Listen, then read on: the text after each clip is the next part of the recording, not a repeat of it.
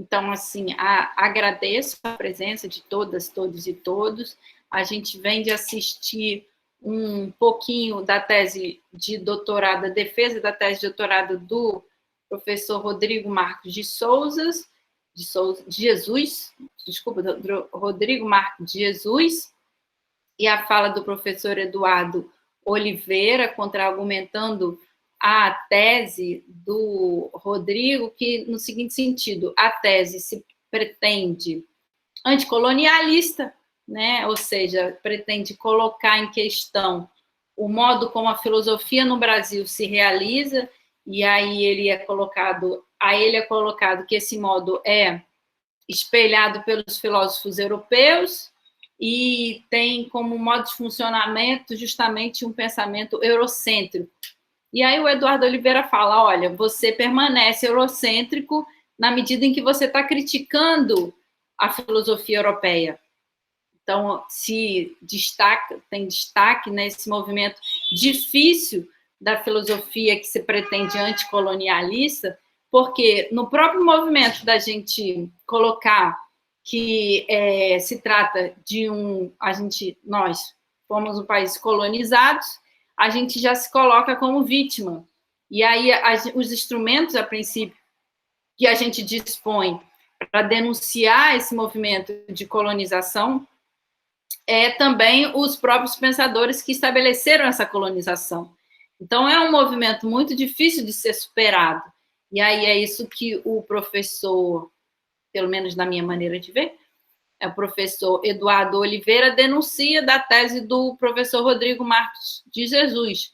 Ele fala, olha, sua tese permanece hegeliana, ou seja, ele faz elogio de um modo de fazer filosofia que é o que considera a consciência, e a consciência aí, a gente pode dizer a consciência da própria filosofia, se fazer consciente de si mesma, se coloca vítima dessa consciência e não consegue superar esse movimento.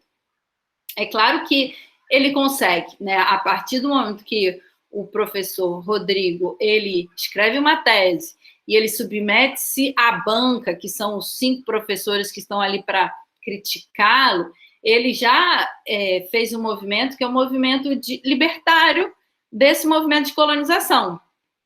Então, a ousadia de colocar em questão que se trata de um pensamento colonizado, a gente ainda, em 2020, né, que nós, no Brasil, na academia brasileira, ainda estamos no seio de um pensamento que não consegue enxergar a si mesmo como vítima de uma colonização e permanece fazendo elogio da filosofia alemã, da filosofia francesa, tão distintas do modo como a gente se realiza, nós brasileiros, né?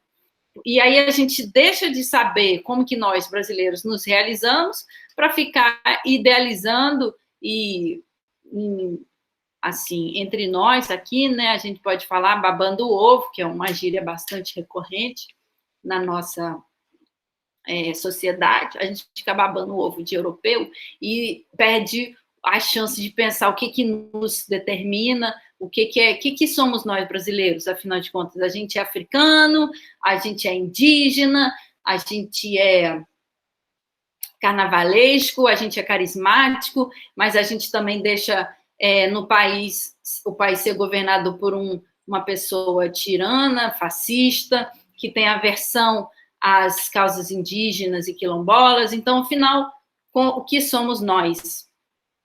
E aí eu acho interessante a gente falar que, bom, além da coragem de fazer uma tese que critica o movimento de colonização do pensamento, o que é bacana na defesa do professor Rodrigo e da crítica que o professor Eduardo Oliveira faz, está num âmbito que eu diria assim, curioso, porque assim, é um esforço, né? A pessoa que escreve uma tese, tem que escrever uma tese, tem que convidar os professores e professoras, você é convidado a ser, como se diz, a sofrer as críticas, né? E aí você tem que se tornar mais forte a partir desse movimento de tirarem o seu chão, os professores estão ali para tirarem o chão do pesquisador, e você achar isso bacana, olha que sofrimento, né?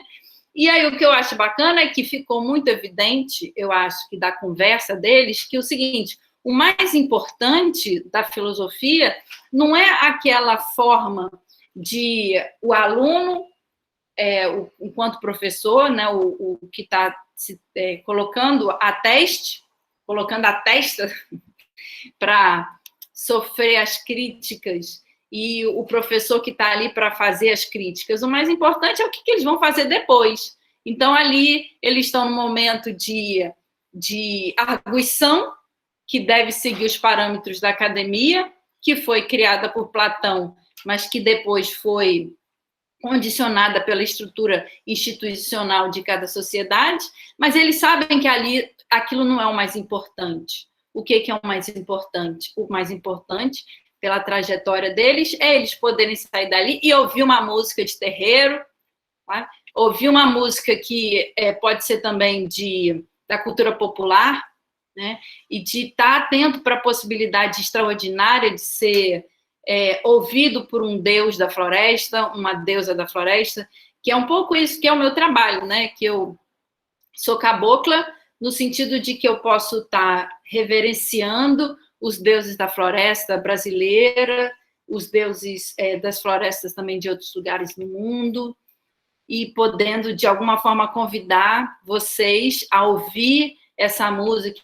que é a música das florestas, de estar afinado com isso que a gente chama de natureza, mas que cada cultura tem um nome diferente, né? O próprio nome natureza talvez seja complicado, porque natur, por tradição, se opõe a cultura, então aí você já tem uma complicação, que é falar que natureza é diferente de cultura, e justamente esse lugar de fala que eu busco estar ocupando, ele considera que não tem essa distinção, né? Natureza e cultura, a gente é tudo isso junto.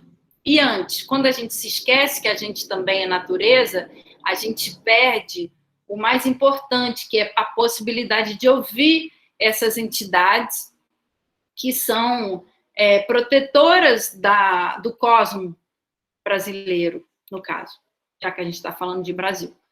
Então, assim, eu tinha considerado da gente ter que falar na aula, vocês têm uma tarefa, é uma avaliação, está lá na nossa pasta, está valendo 8 pontos, e fora dessa avaliação, vocês vão ganhar 2 pontos por participação em sala de aula, e essa vai ser a nossa avaliação desse semestre.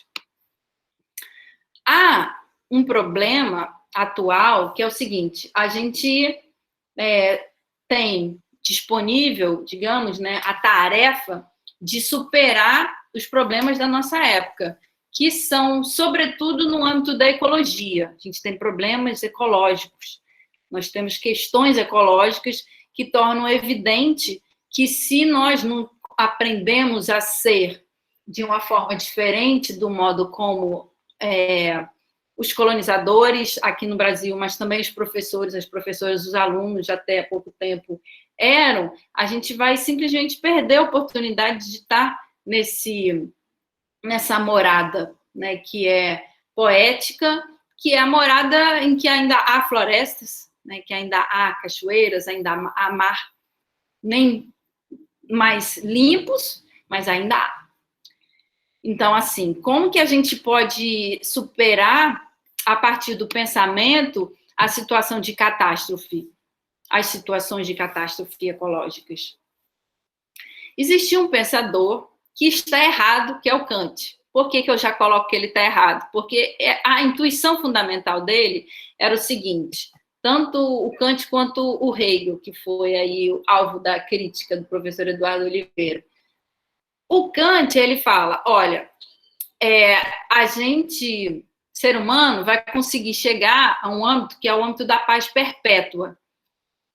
Em vista dos conflitos que tem ocasião em cada país, a gente, por exemplo, no Brasil, a gente está passando por um conflito limite, que é o conflito que estabeleceu como líder do governo um presidente de direita e que se reconhece como, que tem aversão à parte da população, que é essa parte, a população quilombola, a população indígena. E aí a gente entra num âmbito que é muito difícil de superar, que é se a gente tem um presidente que não reconhece a existência de parte da população, a gente não vai ter uma população, a gente não vai ter um país, a gente vai ficar em guerra. E aí o Kant ele fala assim, olha, isso vai acontecer, os países vão ficar em guerra interna. E aí o que vai acontecer? Vai ter a necessidade de surgimento de uma organização transnacional que seja capaz de resolver os conflitos internos. Então, Kant vai falar, olha, a gente vai chegar no momento que vai existir como uma ONU, né, a Organização das Nações Unidas, que seria uma instituição com capacidade de interferir nas políticas de cada país para que os direitos humanos fossem preservados. E aí o Kant vai falar, olha, a gente vai chegar nessa paz perpétua num momento. O problema é o seguinte, que o próprio conceito de paz perpétua é um equívoco, na medida em que nunca houve paz, e quando houve paz, talvez seja no quilombo, né, que pode ter um movimento de paz, na causa indígena. Quando houve um momento de paz, foi por conta do seguinte, porque parte da população estava lutando muito fortemente contra injustiças, né, e aí houve um momento de paz. Na própria obra do Platão, eu acho interessante, porque Platão, esse pensador situado num momento que é o do patriarcado grego, ele colocou como possível a rainha filósofa, e colocou como necessário a relação entre gêneros diferentes, ou seja, tem que ter mulher e homem, e tem que ter mulher reverenciada, sendo reverenciada. E aí eu acho interessante esse movimento, que assim é totalmente contrário aos ideais da época, mas que o Platão trouxe na obra dele, e talvez hoje a gente ainda possa estar fazendo filosofia por conta disso, né? Eu, no caso, sou mulher, eu estou dando aula para vocês, algumas mulheres, alguns homens, mas todos capazes de ouvir e de saber do que eu estou falando. Então, eu estou falando, olha, o Kant está errado porque no momento em que ele institui um organismo transnacional capaz de interferir nos países, ele fala que, olha, esse organismo vai ser como uma polícia. E aí a gente tem, na realidade, o oposto do que ele falou, porque não seria, ele fala que seria um organismo capaz de libertar cada país da tirania que eventualmente estivesse acontecendo no país. E o que a gente vê é o oposto disso. Nunca aconteceu uma instituição transnacional capaz de evitar que acontecesse tirania. Para não dizer que nunca, a gente tem a ONU, né, que de fato não tem muito poder de interferir no principal problema que nos acontece, que são de ordem ecológica. E aí o meu argumento, se a gente tem problemas de ordem ecológica, por um lado, a gente tem um enfraquecimento muito grande das instituições que reivindicam a urgência da gente ter preocupações ecológicas. Então, tanto a ONU quanto o Greenpeace, né, eles são instituições que vivem numa guerra de força com as grandes empresas e que, na maioria das vezes, perde. Então, a gente só tem catástrofes ecológicas porque, afinal de contas, as instituições que se dizem ecológicas, elas não têm poder de fato, elas só têm um poder simbólico, né, de comoção daquelas pessoas que, de alguma forma, estão em sintonia com essa compreensão de que a natureza, ela tem uma consciência. E quando nós podemos ter consciência, é porque nós nos afinamos com a natureza. Então, assim, uma compreensão que só é possível na medida em que a gente se distancia da filosofia europeia, que só o ser humano toma como parâmetro, né, de pensamento a compreensão de que só o ser humano possa ter consciência, né, isso em todos os pensadores, com exceção do Nietzsche, o Friedrich Nietzsche, que vai compreender isso, né, de que a natureza ela tem uma consciência, de que quanto mais a gente se distancia disso que é a natureza em nós, mais a gente adoece. E aí, realizar esse retorno da compreensão da natureza em nós se torna até impossível, se a gente for se distanciar muito. Mas esse é o problema, porque quando eu estou lendo Nietzsche, né, eu estou, de alguma forma, sintonizada com a filosofia europeia, e aí eu já estou me distanciando dessa possibilidade que é estar afinado com a natureza. Percebem como é difícil superar esse problema? Então, em estrito senso, se a gente quiser estar afinado com a natureza, a gente não tem que ouvir o Nietzsche. A gente pode ouvir até o Nietzsche para reafirmar isso que, de alguma forma, a gente já tem que saber, que é, poxa, o Nietzsche ele estava doente. O Kant ele estava equivocado, porque ele tinha uma esperança de que a gente vai conseguir resolver os problemas fundamentais que nos afetam atualmente apenas a partir da argumentação. Isso não é a realidade que está acontecendo. Talvez quem esteja afinado mesmo com aquilo que a gente está passando, que esse momento limite de falência dos ecossistemas, seja Cristo.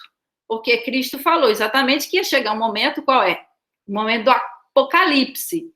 E que nos filmes que a gente pode assistir, se a gente coloca tipo Apocalipse no Google, a gente vai ver um momento terrível, né, de fúria dos mares. Eu até fiz uma leitura da Bíblia e disponibilizei para um amigo que faz audiolivro, que é nesse sentido de falar, poxa, o que tem na Bíblia sobre o Apocalipse que de alguma forma já diz sobre isso que a gente está passando, isso pelo que a gente está passando, desculpa. E aí eu acho interessante falar, olha, Apocalipse, o conceito, ele não diz tragédia. Apocalipse diz revelação, né? É apocalipse, que quer dizer revelação. Seria uma compreensão de que chegará um momento em que a gente vai perder o nosso corpo, que a gente vai viver só como espírito. E aí eu acho interessante compreender que isso não se dá como uma paz, se dá como um conflito, é uma guerra, né? É guerra entre aqueles que conseguem estar afinados justamente com essa sabedoria da terra e aqueles que não conseguem. Por quê? Porque aqueles que não conseguem estar afinados com a sabedoria da terra, eles desenvolvem uma maldade, que é justamente a maldade seguinte, que você se realiza só maltratando, né? Sabe? Criança malvada, que pega, vai fazer maldade com um gato, vai fazer maldade com um cachorro, fazer maldade com um passarinho. É isso, é um ser humano adulto que permanece se realizando, fazendo maldade. Aí com outro ser humano. É a pessoa racista, ela se realiza fazendo maldade com outro ser humano.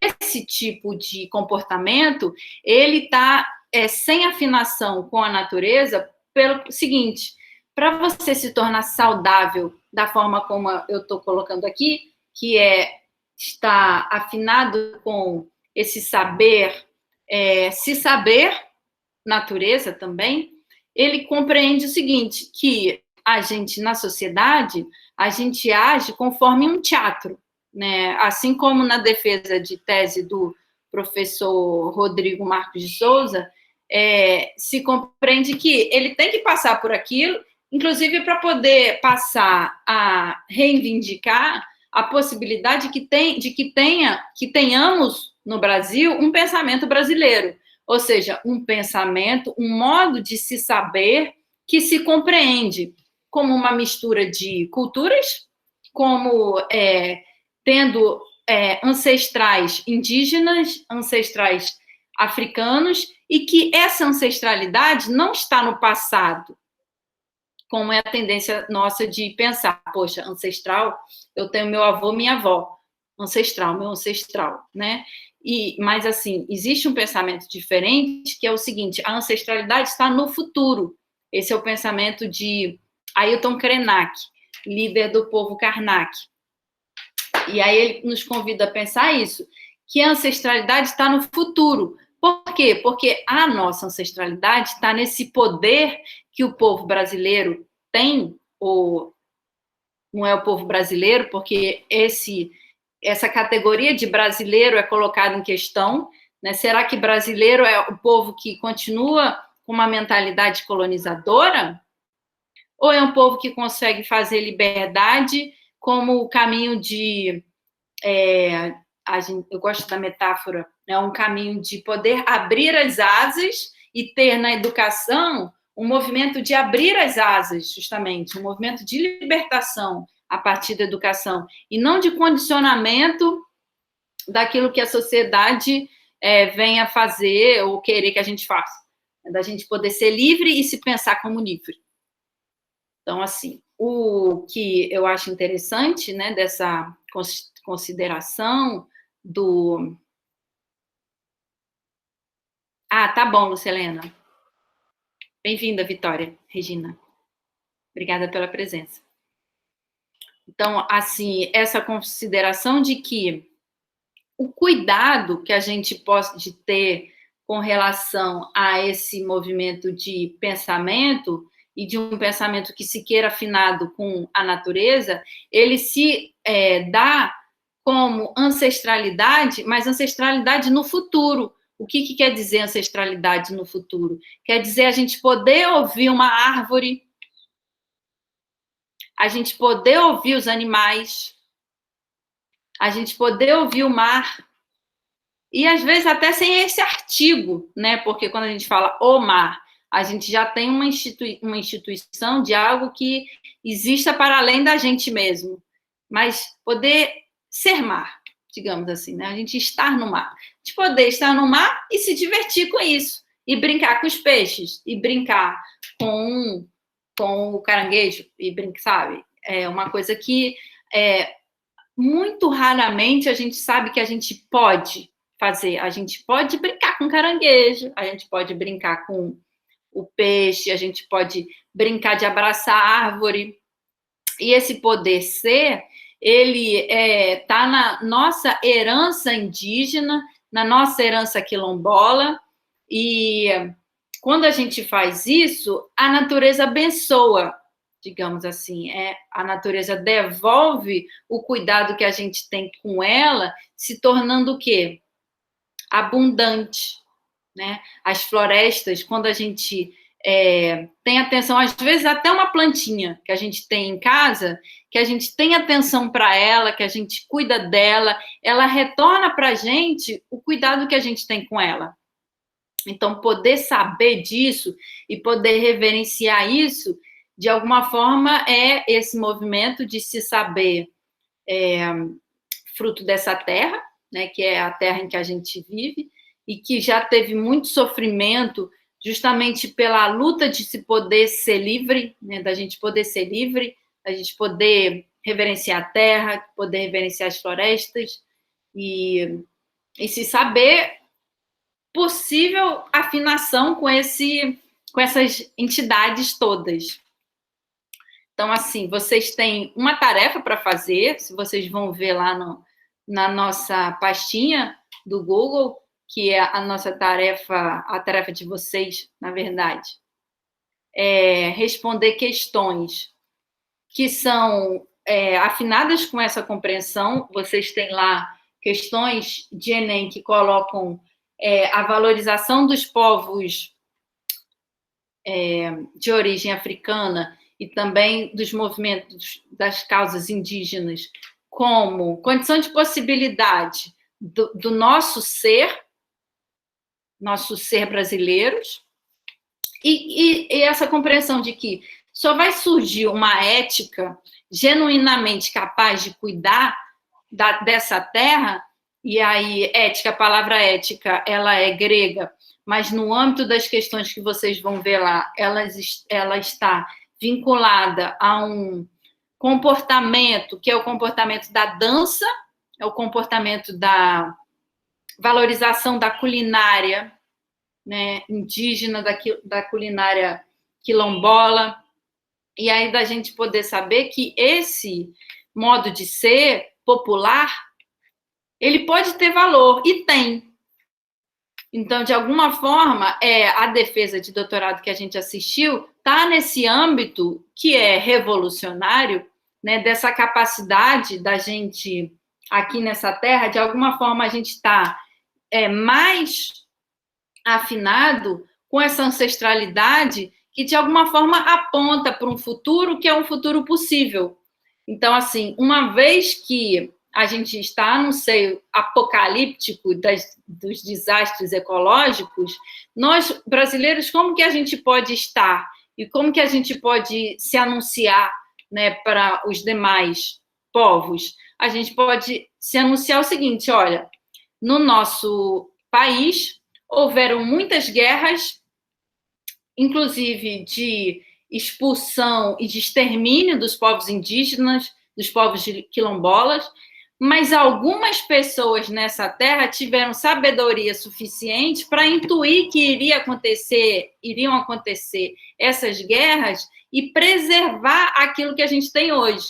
Então, a preservação que a gente tem hoje, ela é fruto de uma atitude de resistência de algumas pessoas que, de alguma forma, tiveram atenção a isso que está acontecendo hoje, que é um movimento de guerra, de extermínio, mas também de resistência.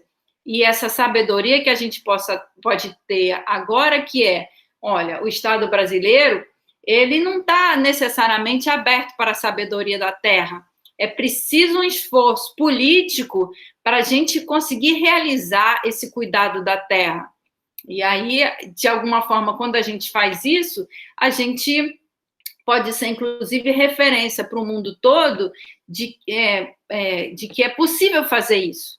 Né? Porque quando a gente fala, poxa, a gente tem uma política de Estado que está exterminando com a floresta amazônica, sim, mas a gente tem floresta amazônica, a gente tem índios, povos indígenas, que ainda não foram nem contactados, e a gente tem a consciência de que eles não podem ser contactados porque eles não querem ser contactados. Então, a gente tem uma floresta atlântica que está muito depauperada, mas que ainda existe, e justamente a gente tem uma consciência de que é preciso valorizar as florestas. Enquanto na maioria dos países que teve colonização protestante, ou seja, em que tiveram religiões que fizeram elogio do enriquecimento, a gente não tem mais. Então, nos Estados Unidos, as florestas acabaram, né? Tem poucos animais, alguns preservados e tal, mas muito mais preservados que nós, adultos. Mas as florestas foram destruídas. Então, no Brasil, a gente tem floresta porque a gente teve uma colonização, de fato, portuguesa, que no início não considerou de máxima importância digamos, colonização por pessoas, né? A gente não teve aqui colonização de povoamento, mas foi colonização de extrativista. Então, a gente não teve muita gente vindo para cá, o que permitiu, de alguma forma, que os povos indígenas pudessem se refugiar longe daquilo que a gente veio a conhecer, que foi a colonização portuguesa. Então, assim, a nossa aula de hoje fica por aqui. Eu agradeço muito de coração a presença de vocês. Deixo um beijo no coração de cada um. Vocês têm lá a tarefa da pasta. Semana que vem a gente vai corrigir os exercícios.